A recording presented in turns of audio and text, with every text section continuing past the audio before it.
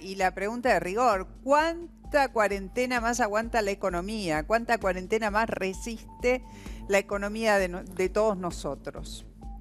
¿Qué tal? ¿Cómo estás, Miguel Ángel? ¿Qué tal? Buenas tardes.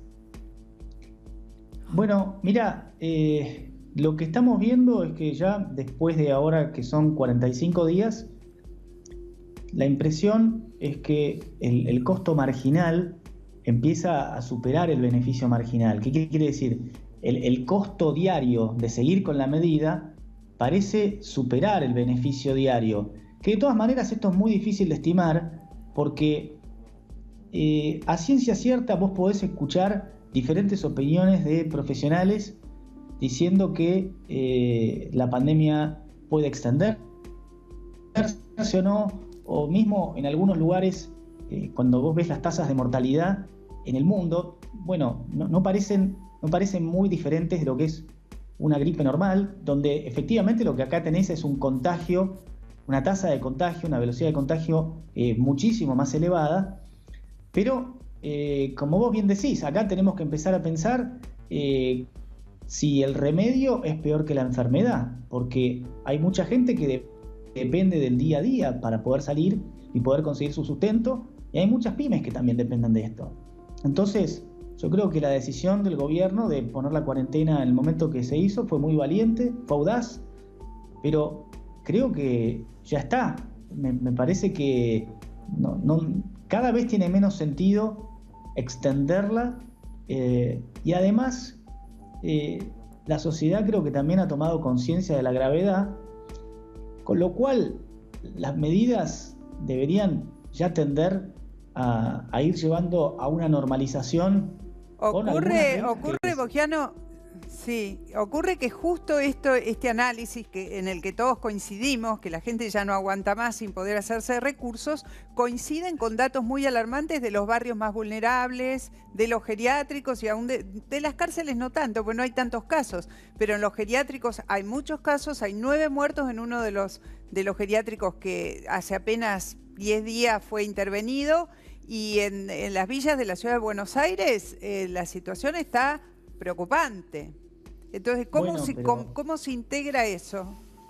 Bueno, por lo pronto, en los geriátricos vos sabés que tenés población que es de riesgo y probablemente vos tengas que hacer una cuarentena segmentada por edades, donde efectivamente vas a estar preocupado por proteger a los que son más vulnerables de esa enfermedad, pero tampoco podés imponerle un costo muy excesivamente alto al resto de la economía.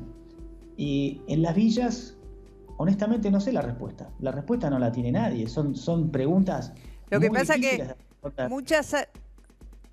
muchas áreas de la economía se mueven con trabajadores que vienen de los barrios más vulnerables y que tienen que entrar y salir de la zona del AMBA o desde Buenos Aires conurbano hacia Capital y la verdad es que hay una interacción que es muy difícil segmentar. Esto parecería ser lo que nos están diciendo, ¿no?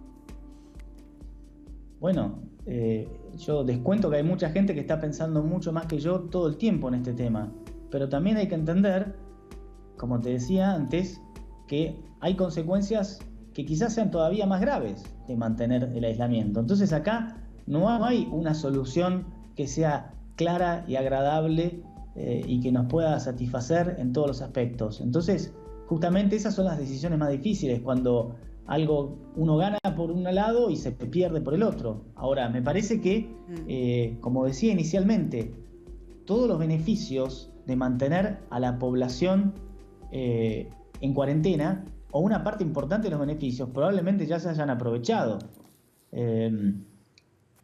Difícil pensar que, vamos a decir, quizá la ciudad de Buenos Aires o el conurbano no sean los lugares que vos tengas que liberar, pero vos tenés muchos lugares del interior del país donde no tiene ningún sentido que sigan en cuarentena, donde la población, los casos de contagio, los casos de muerte son nulos. Entonces, ¿por qué la provincia de San Juan tiene que seguir encerrada, o por qué localidades como Concordia tienen que seguir encerradas si no tienen ningún problema? ¿Boggiano? Bueno, hay que probablemente... Sí. Sí, Miguel, ¿cuáles son las actividades, según tu visión, que se van a ver más resentidas luego de que pase la pandemia y que se levante definitivamente la cuarentena? Bueno, me parece que todo tipo de actividades donde normalmente hay aglomeración de gente, que me parece que lo van a pensar dos veces. Me pregunto cuánta gente va a querer ir a cenar a algún restaurante, o cuánta gente va a querer ir al cine o a un teatro, algún evento deportivo. Esas son las más obvias, esas son las que se me vienen a la mente enseguida. El turismo, ¿quién va a querer subirse a un avión o tomar un micro o subirse a un barco donde va a tener que estar interactuando con mucha gente? Entonces, el turismo también se va a ver afectado. Hay muchas provincias de la Argentina que dependen fuertemente del turismo. Iguazú es un caso que además de todo tiene la desgracia de que se quedó sin agua. Pero fíjate que, bueno, para algunas actividades